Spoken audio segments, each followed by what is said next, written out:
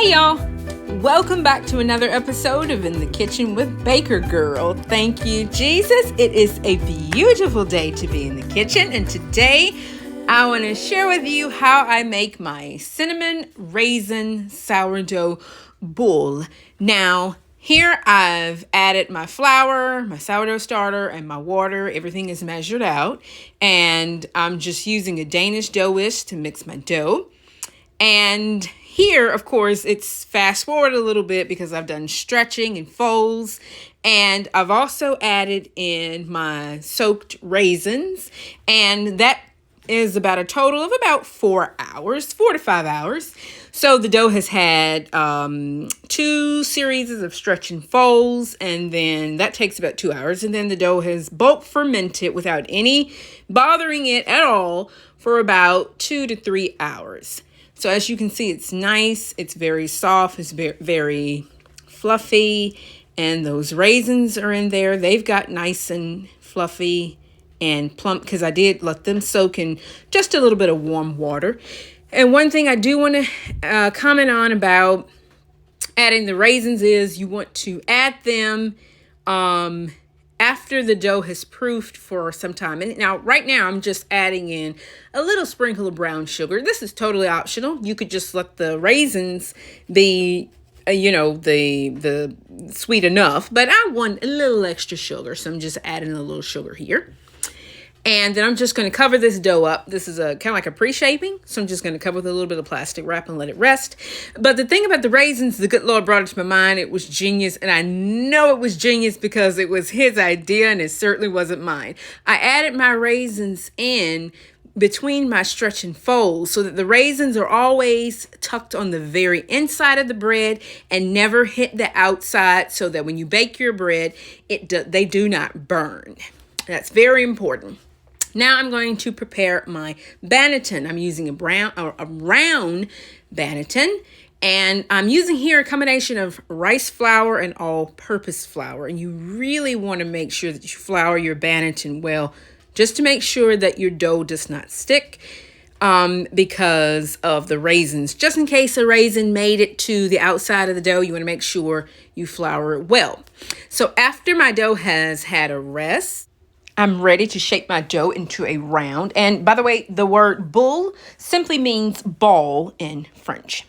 And I'm gonna add a little more sugar because I do like it a little sweet.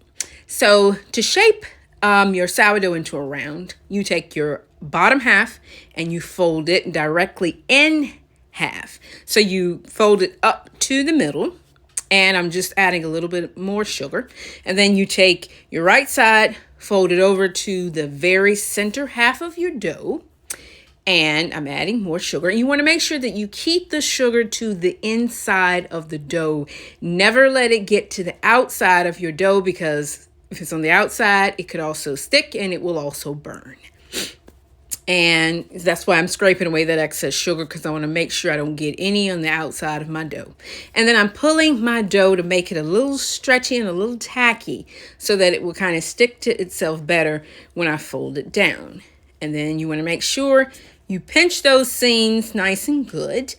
And removing most of the flour from your board or your surface, wherever you're working. Just gradually turn that dough and pull it towards you. You're going to keep your hands in like a cupping motion. And that will just add some tension to your dough and it will make it firmer and more of a round. And then, of course, if you need to pinch the bottom again, you can do that quite easily. And place your dough in your banneton. And there I'm just pinching those ends just a little more. The better shaped your dough is, the better your final dough after it bakes. It'll be a lot better. And I'm just sprinkling on a little bit of flour just to make sure the top isn't tacky. And I'm adding the liner that comes to the banneton. I'm just putting on that on top like a little shower cap to keep the moisture inside. And she's all tucked away, ready to proof in the fridge. Now, this is a total of, so that was around 5 o'clock one day. This is the next day at around 6 o'clock. And I've heated my oven to 450 degrees. And I have my Dutch oven preheating in the oven as well. And I'm removing the excess flour. Make sure you remove that excess flour, because if you don't, it can burn on your bread and it doesn't taste very well. So just get that excess flour off. We don't need it. It's done its job. Now time to score the dough. Yay! That's the part we're all waiting for. And I just use a simple slashing score. Because the less you expose those raisins to the high heat of the oven, the better off you'll be, and the less chance you have of them actually burning. So here's my Dutch oven. It's screaming hot, coming out of a 450 degree oven. And I do want to say, I am baking this on convection mode. If you have a regular oven, that's perfectly fine. Don't raise the temperature, but you may want to add more water in between. So instead of adding water in for 20 minutes and then add it in for maybe 10 and then open it, add a little bit more water in, and then close it back up again. So be very careful, y'all, because these Dutch ovens do hold a lot of heat. So just place your dough in on the parchment paper. Don't try to take it off. Add in your water that creates your steam. Put the lid on quick so you lock that steam in. And into the oven she goes to bake for 20 minutes. And now at this point, I lower the oven temperature down to 425 degrees, because regardless of how we tried to keep those raisins tucked away, you don't want this bread to brown or over bake or burn. 450 degrees is very high for this type of bread. So drop your temperature down to 425. And wow, this looks good. After 20 minutes of baking, it looks delicious already. Now remove the lid, return it to the oven. Drop your oven temperature down to 400 degrees, put it back in the oven and let it bake for 10 minutes. Then after 10 minutes, you're going to drop the temperature down to 375 degrees and let it finish baking for about 10 to 15 more minutes. And out she comes. Oh, thank you, Jesus. This looks so good. I really love this kind of bread. It's delicious. It's healthy. I mean, what more could you ask from bread? And it's made from scratch in your own kitchen. Now, I'm taking it out of that Dutch oven because, of course, in there it will continue to bake. And I'm just going to let it cool right here on a mat just to give it a few minutes. It's very hot at this point. And of course, you always want to check the internal temperature of anything that you bake. You have no way of knowing what's going on the inside of that loaf. It could look all nice and brown on the outside.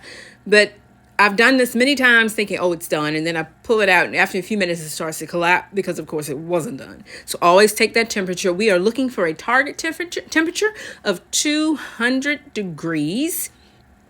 And she is spot on, 200 degrees. You go, girl. Okay, now at this point, just leave it to cool. Place it to a rack. Don't leave it on the paper because the paper will, the bottom will get quite soft, and you don't really want soft.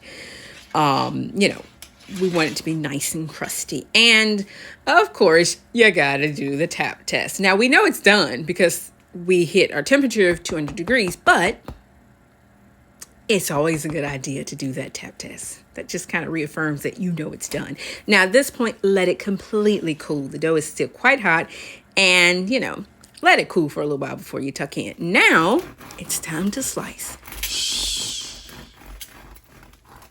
Just listen. Now, that's crusty.